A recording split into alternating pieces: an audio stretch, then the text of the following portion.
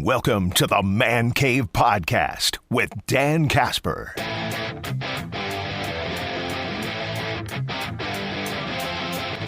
Packers falling yesterday to the Cleveland Browns. I might as well just get right into it. What irritated me most about watching that game yesterday and just kind of following along is, knew that the game was going to be difficult for the Packers offense to probably gain a bunch of yards and score a bunch of points and such. But I honestly felt like Packers offense made it more difficult on themselves. I mean, it was going to be a tough outing. I felt like they made it even more difficult on themselves. Play calling felt like sometimes it was on randomizer. Play, shuffle it up, and this is what we're gonna run. We're gonna do that. I didn't understand the game plan. I didn't understand the calling. I didn't understand the flow of the game. I don't know if they came into it, and I'll be real. I was surprised and shocked that Zach Tom played the game. Lasted one play. Weird comment from Matt LaFleur after the game saying we can't let that happen. Like it was a bad decision to let him play. Like, was he approved to play? I mean, we've always known Packers training staff and the medical staff to be very cautious. It almost kind of gave the idea it's like they maybe pushed the envelope too much there. And then Aaron Banks played, but he lasted like half the game. I don't know if the offense thought, hey, all right, we got Zach Tom and Banks playing. We're confident that we're going to be able to slow the pass rush and the pressure from the Browns and Myles Garrett and such. And that was not the case. And it felt like too many times, and LaFleur alluded to it after the game about their long developing plays, it felt like they were relying on that too much. And I wanted to see maybe some more routes to get the ball out quicker, getting the ball out of Jordan Love's hands quicker. I mean, it was just I did not understand the game plan. I did not understand the mindset of it all. I didn't understand what we were doing. That's coaching. That's the game plan. Jordan Love did not have a great game either. Don't box score scout it. I know a lot of people are going to look at completion percentage and stuff, but there were throws missed, and obviously that interception, that horrible decision at the end.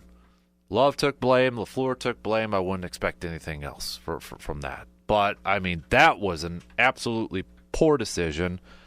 But there was also times, too, on sacks, get rid of the ball. I mean, it was giving me flashbacks of a little Aaron Rodgers at times. So just get rid of the football. There was plenty of opportunities a couple times to just get rid of that thing. Like, was it the 3rd and 1? And just like, dude, just throw it away. Throw it away. Bad decision-making, poor decision-making from coaching, offensive coaching to quarterback play. I could not quite understand what the mindset was. Now, I know they're 500,000 times smarter than I am when it comes to game planning and calling a game and that. But it just, to me, in my opinion, I couldn't quite grasp what they were trying to accomplish on offense. Again, we knew it was going to be tough to gain a lot of yards. We knew scoring was probably going to be at a premium, even though I kind of bought into the Kool-Aid a little bit and altered my prediction a little bit yesterday. But why make it harder on yourselves? Why make it more difficult on yourselves? Why make it harder on your quarterback at times? And then the quarterback, like, just what are we doing? I didn't quite understand it. I mean, it felt like, okay, they're going to get Golden involved more at the beginning of the game and such, and then later on they ran a couple of end arounds to try to get something going in the running attack, but it just didn't quite understand the mindset and the goal. And then penalties, for crying out loud. What are we doing when it comes to penalties? Our buddy Rob Demovsky had this little nugget here on penalties. The Packers' 14 penalties against the Browns is their most in a game since that Week 3 game in 2010 against the Bears, a 20-17 loss. That is think about that. Most in 15 years. Jordan Love was pressured on 13 of his 31 dropbacks. That's 42%. It was one of the games most in Matt LaFleur's era where a defense was able to put pressure on the quarterback. Offensive line depth was tested. But again, I put some of that on the head coach and the play caller. It's like, help out the quarterback, help out the offensive line, do something. Get into your play call sheet. Why are we still trying to stretch the ball down the field, especially when you're up like 10-0? I didn't get the game plan. I didn't get the calls and the penalties for putting your offense in horrible situations and stupid situations. Making it more difficult is inexcusable, and I look at coaching for that. It is player responsibility, and they've got to do a better job, especially when it comes to some veteran players. But Jordan Morgan, 3-4 penalties for crying out loud? I mean, come on. That's inexcusable at this level. We can't have 14 flipping penalties in a game. And then rinse and repeat, it feels like a lot. Special teams, had special teams miscue, blocked field goal at the end. What the heck are we doing? There's a lot to kind of point the finger at. And I'll be real, I don't really fault the defense too much. Yep, they struggled there to slow down the run with Judkins, especially at the end there. But they were put in some tough after that interception, very short field. And even before that, I mean, the defense holding strong to hold Cleveland to their field goal, that first field goal. I mean, the defense holding them out of that end zone, and then Cleveland kind of screwed themselves with a 15-yard penalty to really back it up. But and a couple of, I thought, touchy calls for pass interference and such to extend that for Cleveland to try to get that touchdown. That defense holding them out to hold them to just a field goal, and then the short field after the interception.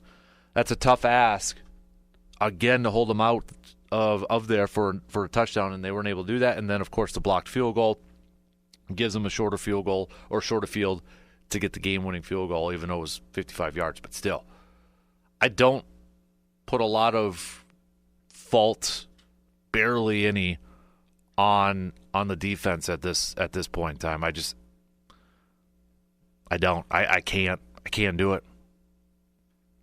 And this was a Green Bay team, too, that 34 minutes time of possession, and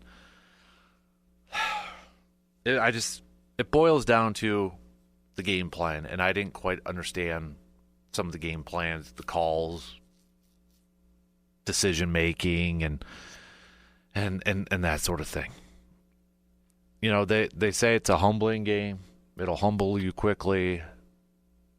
They better use it as that. I don't know if their head was getting above the clouds. You know, you had talk about undefeated from Rasheed Walker. No more of that.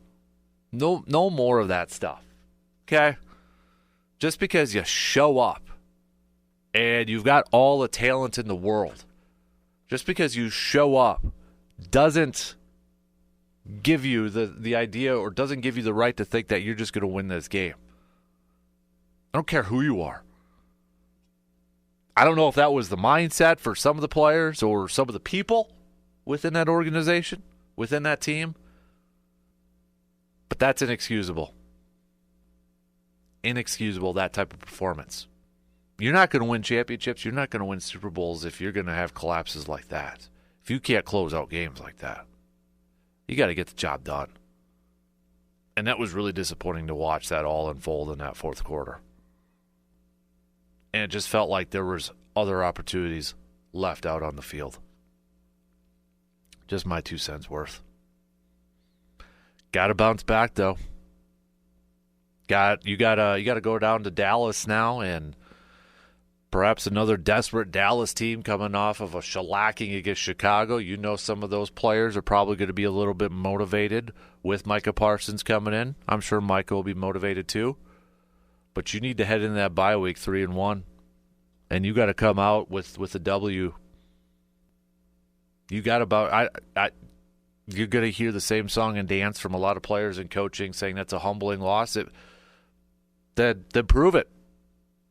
Prove it that it was a humbling loss. Go out there and get the W. This is a bad taste in my mouth type of game, and it's where it's like I want them to play again just to get this thing out. I mean, I can't imagine being a player or a coach on this squad right now, but it's like, can we suit up now and play this game against Dallas to try to get a win and get this taste out? How I feel. I'm curious now to see how this week goes with some of the injuries. Javon Bullard leaving the game early. Obviously, Zach Tom. I got to imagine now Zach Tom is not going to be playing against Dallas, especially with the bye week coming up here and such. But Aaron Banks, I don't know. I have no idea how it's all gonna play out with Dallas coming up here. It seems like it works out every single flipping year when we complain about an early bye week. It's like, it comes at a good time now. Try to get some dudes healthy here. But it's just, what a poo-poo weekend. What a poo-poo weekend. I loved Micah Parsons' quote after the game. Sometimes you blank the bed. That's just the reality of it. It happens to the best teams. Even the best Super Bowl champs make mistakes, and they pay for it early. You go back to the history of the champions and who they've played and games they should have won. It's just that competitive. It's that hard to win. It's hard as hell to win football games. When you win football games, it's a celebration, but when you lose, it sucks. Parsons, if you remember too, on that final drive, false starts, said that I fully apologize for my actions, calling the infractions, penalties, unacceptable. So, yeah. What else? What else kind of frustrates you about not only the Packers game from this past weekend, Badgers game from this past weekend? I know we're kind of beginning the first hour on a little bit of a frustration note, on a downer, and with the Brewers winning the division championship over the weekend and just a couple wins away from locking up the 1 seed. We will hit that up and we will talk about that. But what else kind of really frustrates you about this Badgers team or this Packers weekend? I can't. I know we've got older Badger fans that have been following the team, been around for a little bit longer, but I honestly, in my lifetime, I can't remember a Badger football program under so much. How do I want to phrase this? Under so much question marks, under so much disarray. Just the optimism is at an all-time low. Like I can't. I don't know. I know. I've never gone through kind of a program like this, and just the last few years of how it's kind of gone apart. I mean, when the Luke Fickell hire was announced, a majority, not all, but a majority of people were like, feel bad for Jimmy Leonhard, but man, they actually got a guy like Luke Fickell to come over and take this job. So there was like this sadness about Jimmy, but also some excitement about, oh, okay, we got Luke Fickell to come to where it's at now. I can't come up with another comparison off the top of my head.